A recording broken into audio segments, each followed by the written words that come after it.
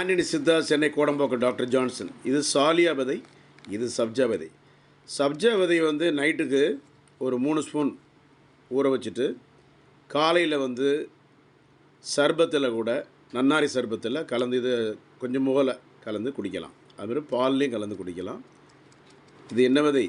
சப்ஜா விதை. உடம்பு சூடு, பெண்களுக்கு வெள்ளைப்படுதல், வாலிப பையங்களுக்கு வெள்ளைப்படுதல், ஆண்களுக்கு வெள்ளைப்படுதல் போன்ற அனைத்திற்குமே இது நல்லது.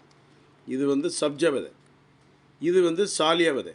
சாலியா விதை 2 ஸ்பூன் நைட்டு ஊற வச்சுட்டு இந்த ரெட் கலர் இருக்குத காலையில் ஒரு டம்ளர் பாலில் போட்டு கொதிக்க விட்டு குடித்தோம்னா பெண்களுக்கான வெள்ளைப்படுதல், ஓவரியில் வரக்கூடிய நீர்க்கட்டி, PCOD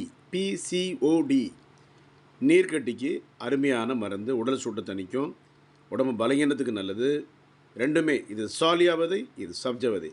Antony Siddha, Chennai Kodambakkam doctor Johnson. 9841059194 9841069194. Thank you.